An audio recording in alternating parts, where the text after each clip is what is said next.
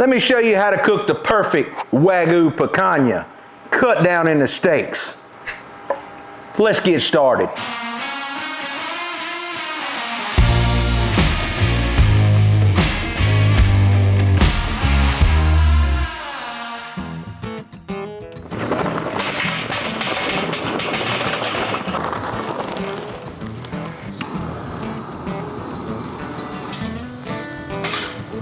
All right, today we've got a special treat.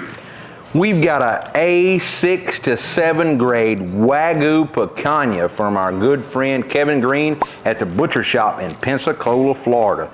Now, this is an Australian cut of beef, and I can tell you, this West Home beef is really, really good from Australia. It's some of the best Wagyu that I've had. Let's get it out of the pack, get it dried off, and I'm gonna cut this thing actually into steaks today.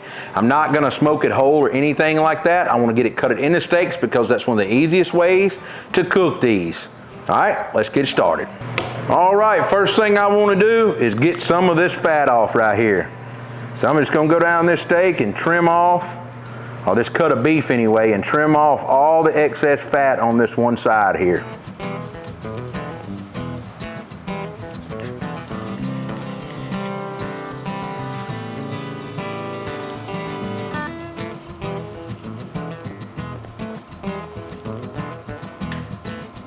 I probably took off a little bit more than I should have, but I'm gonna save this right here for some trimmings. I just wanna make sure I get all that silver skin off. All right, once I get that side all trimmed up like I want, I'm gonna flip it over, and I've got some thick pockets of fat here. I'm just gonna go down and trim a little bit of that off. Now, when I actually cut this into steaks, I'll be able to tell a little bit more about how thick some of this fat is, and may trim a little bit more off. The thing about picanha, you always want to leave a little bit of that fat, because that fat's got a little bit of that flavor in it. All right, once I get that kind of thinned out like I want, I can see the way this grain is running, it's running this way, right? So I'm gonna cut with the grain, that's right, with the grain. And the reason I'm doing that, when I cut with the grain, and then I cook those steaks, I'm gonna be able to turn it this way and cut nice, tender pieces of meat off of this. If you cut it against the grain now, when you cut it, it's gonna be stringy and pull. So you wanna make sure you're going with the grain. I'm gonna come in here and go with the grain all the way down this steak. All right, now, let's talk about that fat. You see how thick that fat is right there? We can get in here and trim even more of that off right now if we want to. So I'm gonna come in here, and I should have split that a little more. I'm gonna go down that and make these pieces a little bit bigger here. Now I'm gonna turn that over, and you can see that I'm gonna shave a little bit more of this beef off, this fat off of this beef.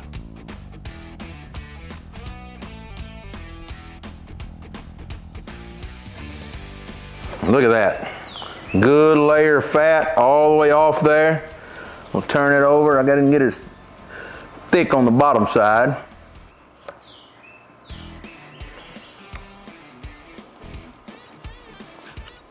Now I want to leave a little bit on there, but I'm not going to leave it as thick as some people do. Some people choose to leave it very, very thick down that. I'm not. I think that right there is good enough with me. Now, that right there is about as good as I'm going to get. I'm going to square this end up too. Square this end up a little bit just because I'm saving all this for my trimmings. All right. Now we've got a picanha that we're gonna get seasoned up and get some beautiful, beautiful steaks off of. Trim a little bit of that off too. Now, let's clean our mess up and get ready to season our steaks. All right, now that we've got our steaks cut down, I'm gonna get them in a pan here.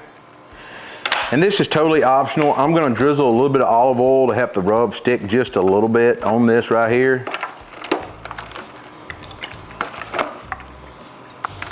All right, once we get a little bit of olive oil on all of our meat, I'm gonna go ahead and turn that over, and I'm gonna give it a good gentle dose of our beef rub.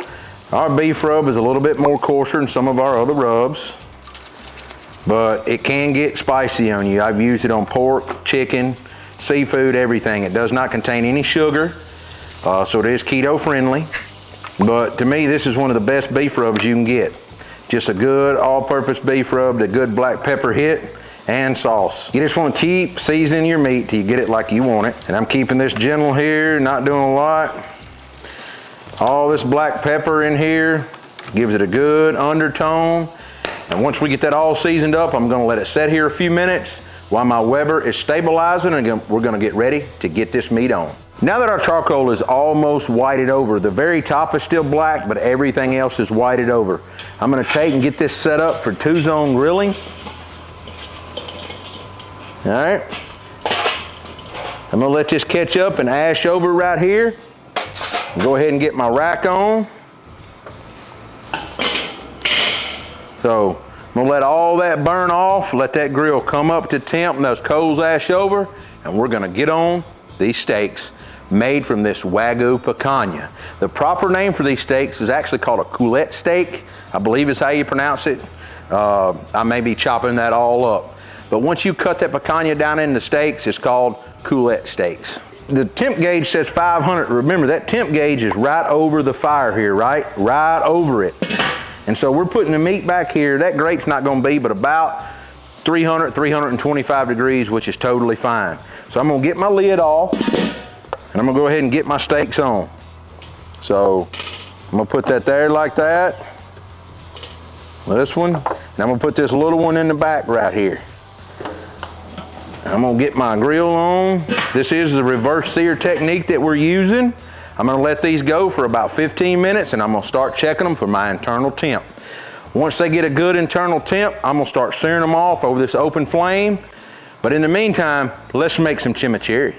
So I'm gonna take my good buddies Al Frugoni's chimichurri in a bottle. So I already got all the herbs, got everything in it. You can mix it straight out of the bottle with some olive oil and red wine vinegar and be fine. I like to kick mine up a notch. I've got 2 tablespoons of minced garlic. Now I'm mixing up a lot of chimichurri today. Let's go ahead and put some red wine vinegar in this thing. I'm gonna go in the same container this is, because I'm gonna put almost the same part of red wine vinegar. Now I'm gonna let that set here for a few minutes and just kind of reconstitute while I add a few more ingredients. So for me, I like using a little bit of lemon zest in mine. Now, once I get as much lemon zest off of there as I want, make sure you knock everything off that bottom side there too. Let's cut this lemon, and I'm gonna go with the juice from a half a lemon. Now, once I get that in, I'm gonna come back with a little bit of my beef rub. Just a little bit. I'm gonna come back with a little bit of twist of salt, a little bit of twist of pepper. I probably need some new electric grinders. Somebody wants to send me some for Christmas. I'm gonna go a little bit more of that red wine vinegar just to the top of this. Now I'm gonna mix that up just a little bit more, pull some of that garlic off the bottom. This is gonna be completely filled up with olive oil. Now you want to let all these flavors marry up really good. You can also add some more crushed red pepper to this to make it a little spicy if you want. But I'm just going to let it go. Now I'm going to take a little bit of nibble of this. That's perfect. I'm going to get this in my fridge while my steaks are cooking. Let it stay chilled, and we'll be ready to serve it in a few minutes. All right, you can see our Weber's back down. Now it's reading about 375 on the gauge here. Well, 350. And so, you know, our steaks is just sitting there easing along.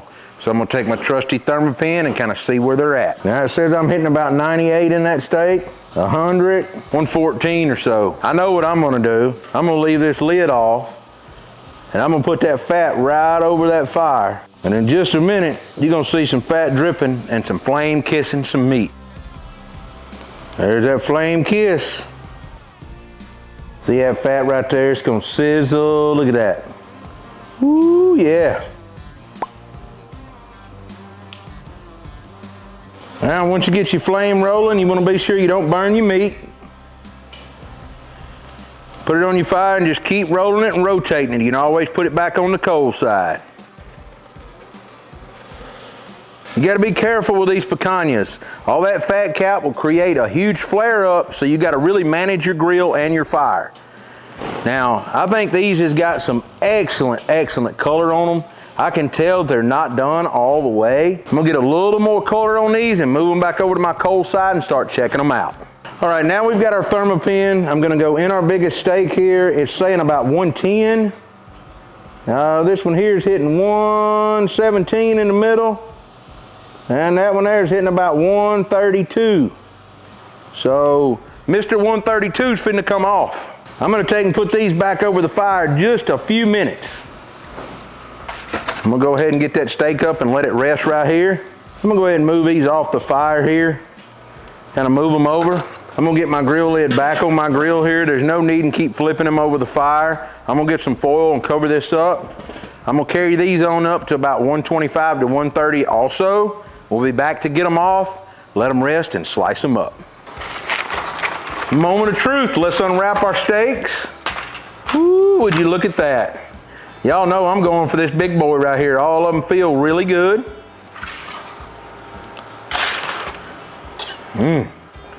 Let's get in here and see if we can't trim this down.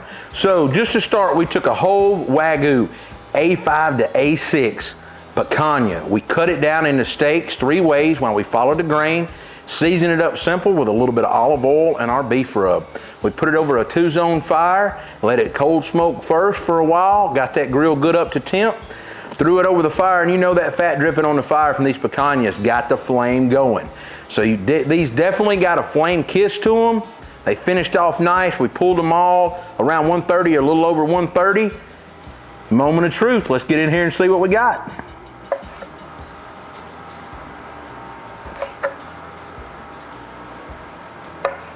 Ooh, y'all, look at that.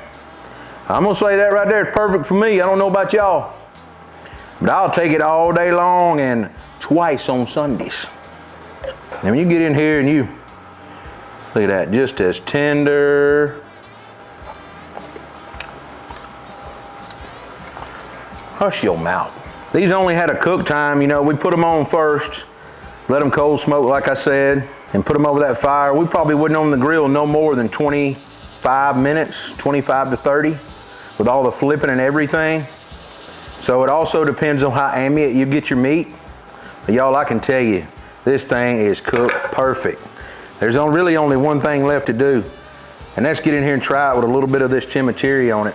Only want a little kiss of it. Ooh. Let me go ahead and put a little dollop on that one. A little dollop on that one. All right. Y'all know I'm gonna get in here and try it with that chimichurri on there. Look at that bite.